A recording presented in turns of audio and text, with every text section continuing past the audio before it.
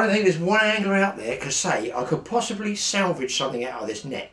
I suppose, look, there's holes everywhere in it. I could make a short keep net and tie the other end up, but what I'm interested in, to be honest, is this little ring here at the bottom of the keep net. The rest is shredded by the mice who have paid a terrible price. And the very large top ring here, you can see this one, how big it is? Because that is absolutely ideal for making a drop net for sea fishing.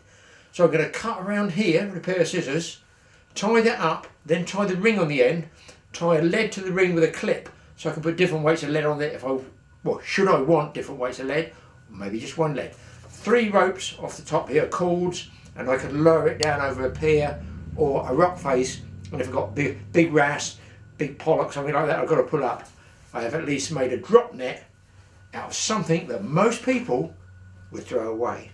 In fact, look at the number of spacings I've got there. I could probably make 3 or 4 drop nets. I love saving money. Let's get the scissors out. Nurse, anaesthetic for the net, please.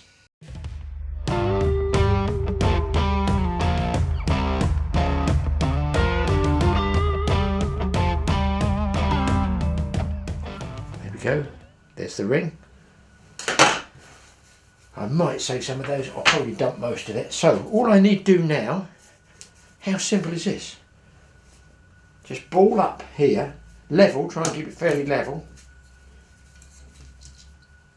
The tag end, I'm going to call it, the bottom end I'll just cut, nice and neat. If you can keep the actual edges, you know, level, it will be level when you put a fish up into it, and I hope you all get the chance to use the drop net.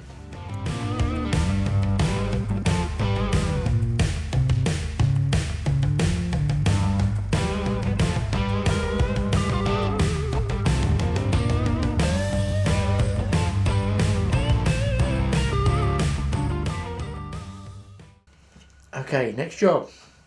I've got some corline here, it's what you call, sometimes I use a crab line as well, you know, that sort of thing. And I'm going to get that like this. Let me show you. So I've got one big length, but I'm going to put one end here, one end there, my finger, and one end through that finger. So as I stretch it, I'm going to make the other end come into this finger. Watch, like this. Pull it tight. Drop the loose ends, and I've got 3 lengths, all exactly the same. I take my scissors. I take my wife's best sewing scissors. She doesn't know I'm using, but they're very sharp. No, she hasn't heard me. So I've got 3 lengths there now, all the same. That's important. And don't do them too short because the angle will be wrong on the drop net. And tie them at 3 equal points, like a triangle, around the edge. So I've got one big length, but I'm going to put one end here, one end there, my finger, and one end through that finger. So as I stretch it, I'm going to make the other end come into this finger. Watch, like this. Pull it tight. Drop the loose ends, and I've got 3 lengths, all exactly the same. I take my scissors. I take my wife's best sewing scissors. She doesn't know I'm using, but they're very sharp. No, she hasn't heard me. So I've got 3 lengths there now, all the same. That's important. And don't do them too short because the angle will be wrong on the drop net. And tie them at 3 equal points, like a triangle, around the edge.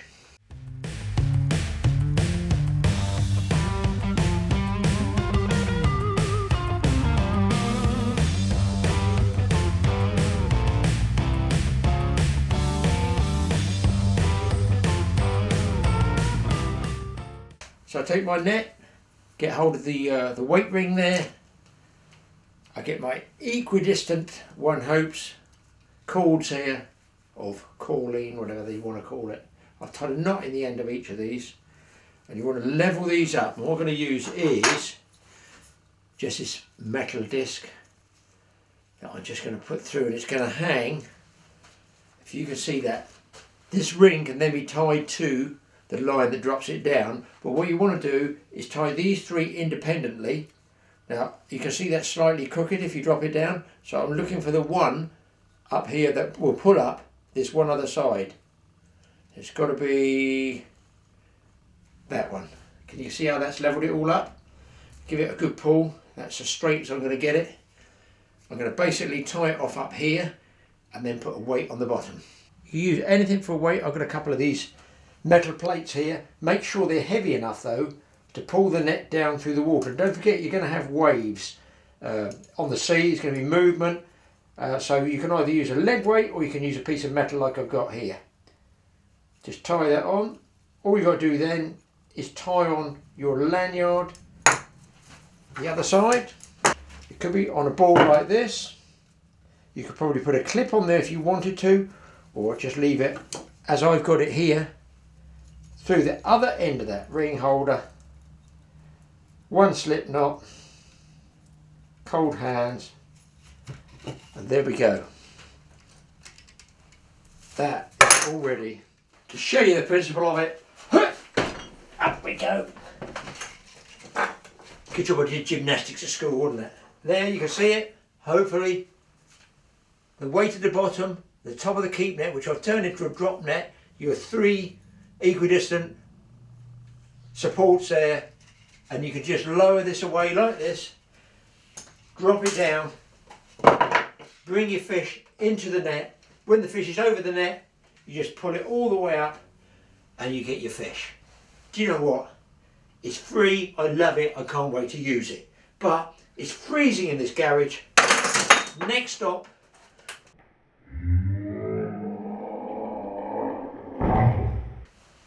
is the tackle shack, because I'm lighting the fire and having something to eat.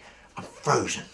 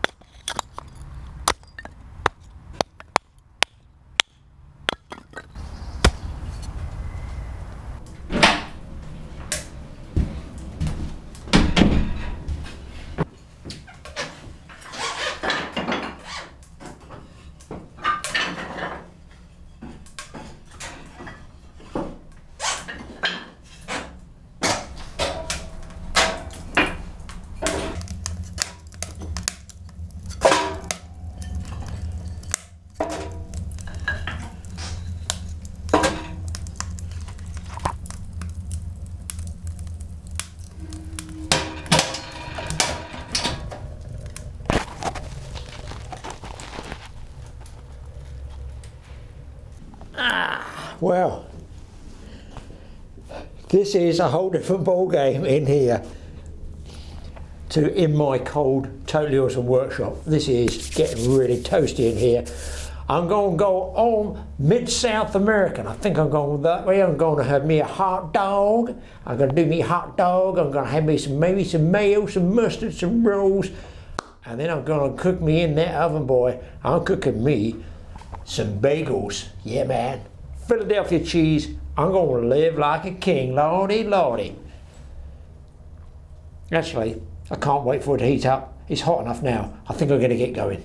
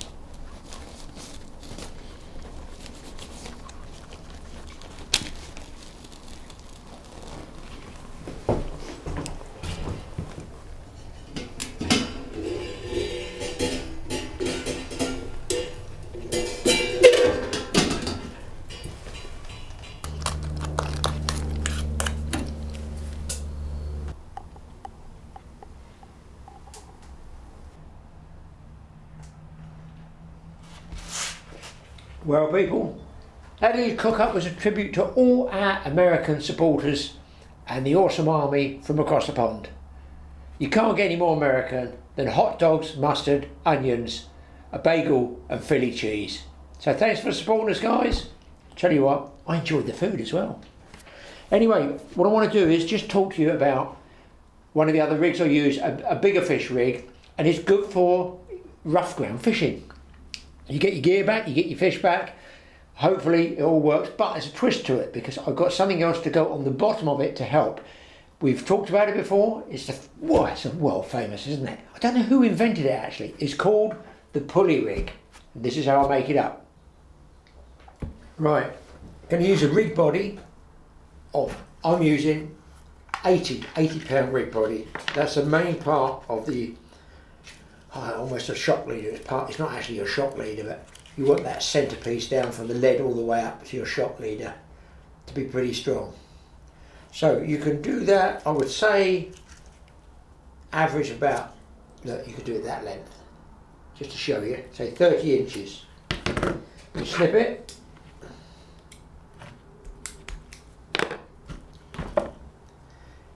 Onto the end of that, I tie one of these clips. This is one of the leg clips. Again, I'll use my teeth. Well, don't all fishermen use their teeth? Have you ever seen a fisherman with no teeth? I guess they put it with their gums, I don't know. Do your blood knot.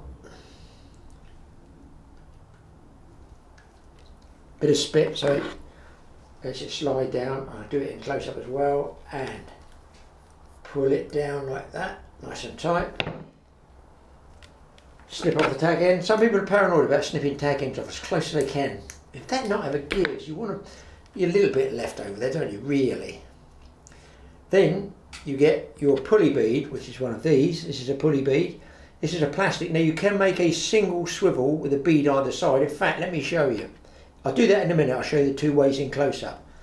You put your line through the plastic section of the pulley bead, okay, like that, and you tie on another swivel. I'm using a real jumbo swivel, just purely to show you, so that you know it stands out for photography. One hopes, anyway. I use a pair of pliers, long nose pliers, just to pull that knot down. This rig is very good for, I mean, it's a good big fish rig anyway. I don't know who invented it. It wasn't around when I was younger, sure. I don't remember any pulley rig. This is a very good idea. So, clip.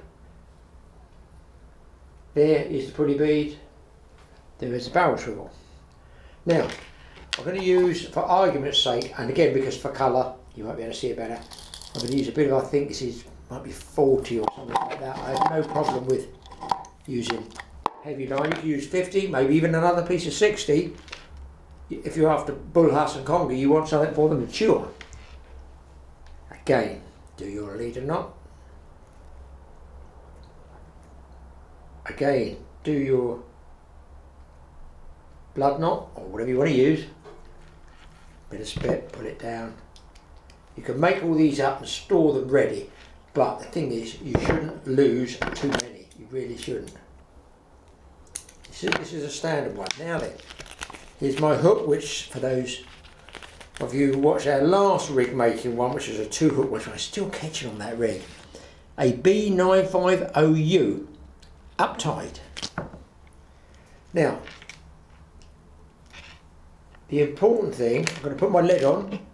Now this lead here is a homemade one with coat hanger wire and a rubber band to go around the outside of it like this, which I twist backwards and forwards. Again, I'm going to do this in close up for you guys. This is all for beginners. Experts, move along. Go make yourself a cup of tea. More for beginners. I'm going to clip my lead on purely because it's easy to work with. Like that. So there's my lead. The important thing is, you're tying your shock lead, I'm going to call it, from the rod top to here, to that swivel that's coming out of the bead. But the important thing is, when you lift it up and take the tension, you want, I've cut that purposely short like that, you want to make sure that your hook length, your snood, your leader, your trace, is shorter than the main 60-pound one to the lead. Okay? So on goes a hook. I've done this one very short, I do a lot. It's just so that the principle of how it slides up might be easy to show because I'm in here. Now one guy did contact us on the comments page where I thought it was a very good idea. He said, Graeme, why don't you put some cup hooks in the ceiling and I can put a swivel up there and show people rigs better. That's a very good idea. And do you know what? Thank you very much for that, because I have 2 cup hooks which I'll be trying very shortly. Now I'm going to say this is my fishing line for my rod top. All the experts say, oh, I know about the pulley rig, I know about that. Yeah, but a lot of beginners don't, do they? A lot of people abroad don't. A lot of people say in the States might not be using a pulley rig, and it's for fishing really over rough ground. You can get your gear back, and if you hook a fish, you've got a good chance of getting your fish out of any snaggy, rocky, reefy areas as well. You will lose gear, of course you'll lose gear. I'm not saying it's a snag-free one. It just does bring the line up quickly, bait up, off the seabed. It gives you that little bit of a chance. Is Smith here somewhere? I'll try that again, shall I? That's talking, filming all the time. I'm lucky to get those hot dogs done, to be honest. They were nice. I like that yellow mustard. Okay, I'm leaving the tag in long on it. So here's my fishing line. Through my rod rings, it's there. You keep pulling it up and up and up to the swivel. You may be able to see this. I'll show you again in a minute. Up to the swivel. I'll wind this around my hand. There's my rod top up here. You can see it stands off there. Now, you put your bait on here and then you clip it into the little bait holding section that you might have here on your clip, okay? So when you cast out, it releases and just goes free. It only goes up to this swivel here which stops you. So it's washing all around the seabed here. Along comes Mr. Fish, he grabs it, right? You wind into strike, and what you do is the pressure of winding in slides this pulley bead down to the lead or pulls the lead towards the pulley bead like this. If I move it out of the way, here's the fish swimming away. You've just struck it. He's fighting the kick in. The lead comes here, look, way up there, and look, already, see where the table was? Here, here's the fish down here, fish is down there. If I do the angle, normally you'd have a lead clattering along the seabed like this, getting snagged, and then you lose everything. This way, it pulls up like this, the fish swims around, and your main snag item, which is the lead, I feel, is up here clear. So that is, as you can see it, I'll show you, the pulley rig. I've tied it short especially to show you. I'm going to do a few of those in close up for you, show you the other way you don't have to use a pulley bead.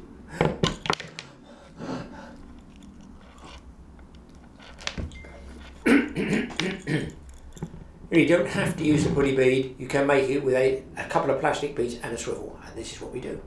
So, okay, before I show you the close-ups, I'll just show you this other item which we call a planing vane. They're actually called a universal lead lift, and they are one of these. And what you do is you clip these using a split ring that they come with onto your lead like that, and then as per normal you can clip your bait holder clip up on the fat side, the thicker side of the vane, so it's going to look like, guys, that, does that make sense? So now when you cast out, pulley rig or otherwise, but it does work with a pulley rig, this vane will help plane your lead up through the water. So if you had, let's say, a running ledger rig instead of a pulley rig, the lead would be bumping along the bottom. Or if you had the lead at the bottom and some hooks up here, just a straight paternoster with short hooks, you don't want those hooks as you wind in snagging on the seabed or in weed. When you try these, you can get a bit of planing action on them. It brings them up off the seabed quicker, and hopefully, again, saves you the fish and save you losing a rig, because I hate losing rigs, not just for the rig, but for the time to tie them up, and I'm wasting good fishing time. And as I'm messing around doing a whole new rig, it's that 5-minute period when all the fish go right past where I'm standing. Let me show you in close up what we talked about earlier. These are your pulley beads. 10 in a pack there. And here is the pulley bead I'll move it over there. In position. You can see it there. This one is coming from my rod top. Okay. There you can see a giant size swivel. That's so you can see it. If I pull it along and along and along and along and along, I come to my hook. And on the other side, there's the bead. On the come along the other way, all the way. It's going to be my clip here, which you can use any form of clip you want. But these have got, if I turn it around that way, that's where your hook goes in that little notch there. So I am actually tying on one of these clips. Pull it down nice and tight. Now it's up to you how long you want to snip that tag end off. So here's my homemade lead. It's just an ordinary boat lead. If I roll the band off the front, we used it all the time years ago. Just like that. You can see there's the shape of the lead. If you go into our playlist, you'll find at least 2 or 3 how to make your own fishing leads. This will be in there. I drill through there. I drill slightly back from there. You have to offset those 2 holes so they don't touch each other. In this case, I've used just coat hanger wire. I put the bends in it, as you can see them there. As I say, it was all shown in our lead making films. Half hitch round here, a rubber band. I fold it back like this. Let's put that hook down before it goes in me. Just hold it in your hand like this. Is when you're casting it. It's hard to do from behind the camera. I'm stretching over the camera. And you put as many turns around that with a rubber band as you want. Okay, so when you cast out, it grips in the bottom like ordinary grip leads do. When you pull in, let's say that's in the soil or whatever, behind a stone, as you pull in, they just trip free like that, and then can drag across the seabed and hopefully you don't get snagged. But don't forget, I did mention to you, let's put this one back in position, that you can use one of those universal lead lifts and help plane it up as well. So here you can see these are the vanes. That's how they're fixed. Show it to you so you know. A narrow end towards the lead. They come with these 2 clips, or you can put your own on. You can put your own type of clips on. So this end, all for beginners. It might help, it might not, I don't know. Let's get in there. Come on. That's on. So it's on my lead there, just like that. This end is my normal clip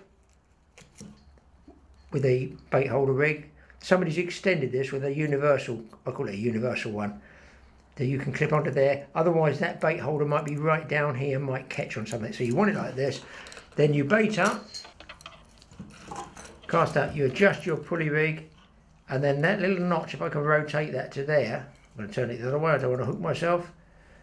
Your hook with the bait on here obviously just rests in there. So you cast a lot out. When this impacts with the water, the hook breaks free like this. Right, I'm switching between cameras, guys. Here I've got 2 or 3 cameras trying different angles for you. So again, finally, this is my reel line. I've tied it onto the bead here. I bait up. I put my hook into, I call it the bait retainer there, like this, with or without that vane. Okay. Here I am, all ready to go, Whiz over to the coast of France. This impacts with the water, boom, falls free. Here's my hook, just there, falling free. It just rests like this. As you can see, that's tight, tight, tight. This is washing around on the seabed. Along comes Mr. Fishy, grabs it. You wind down a strike, and instead of dragging the lead into a snag, this happens. Here's the fish going that way. Watch the pulley bead. Look, pulls up, pulls up, pulls up. That's why it's called a pulley rig. There you go. So the fish goes this way, you pull the opposite direction on my rod, up it comes, there, and you can see the fish is here. This weight is off the bottom, and possibly assisted by this vane as well. So it's entirely up to you guys what you want to do. If you don't want to buy pulley beads, you can do it this way. Here are your pulley beads here, but you can also put a plastic bead, follow that with a barrel swivel, as you can see, about the same size, and your line goes through all 3. If I lay it down like that, you'll just say if I lay it down like that next to the pulley bead, you can see it's actually effectively doing the same thing. So that is the pulley bead, and this stops the swivel moving up and down either side. They bump up against that. So you can use that in the same principle as this one. Just going to show you. So you can see there the same principle. There's the standard pulley bead. There's a bead, a swivel, a bead. You would have that swivel there. Okay. It would go through here. This would go to your hook trace. This would be the thick one here, which is your lead support, if you like, 60 pound odd, 80 pound, whatever you want to use, down to your lead. So your lead's this way, the hook's that way. Same principle, guys, exactly the same principle. So I hope for some beginners, if you don't want to buy these ready-made beads like this, you can knock up your own pulley rig. The same principle like that. Now a couple of you have asked, we've actually missed something. We've missed a bit where you built all the, what do I call it, the fireplace. And you are correct. I did do that, but don't worry, I filmed it, it's coming up here. This is how I made this beautiful fireplace, a setting for a G stove. It's perfect.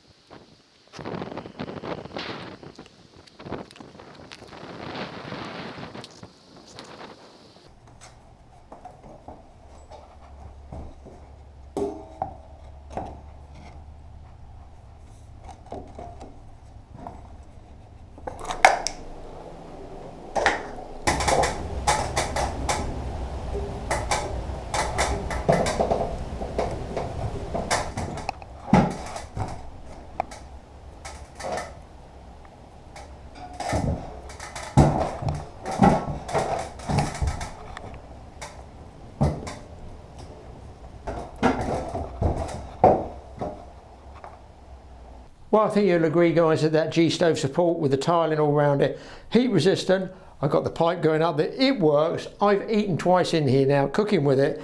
It's been brilliant. So, guys, thanks for watching a totally awesome fishing show. I should be doing some more in here somewhere along the line. I can't wait for what all covered in frost or snow would be nice because it gets so warm in here.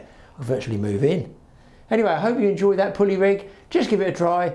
If you're beginners, that's what we're here for, trying to help out people catch a few more fish. And don't forget, there's people abroad that don't use the rigs we use, like we don't use their rigs. There were quite a few people who contacted me that they're catching fish on our rigs now, so that's brilliant. All those guys abroad, keep catching. And those guys in America, thanks for posting me all those hot dogs. We'll see you again next time, and don't forget to hit Mike's TA Outdoors. If you want to support us, you've got the logo here. You can go on Mike's website. You'll get a bit of clothing on there, you want a cap, whatever. I think they do caps, I'm not sure now. Got the clothing, got these, which I'm wearing because it's cold outside. Get yourselves a nice hoodie, keep your ears warm. We'll see you again next time in the Tackle Shack. I don't even know myself what I'll be filming, but I'll be filming something, guys. See you next time.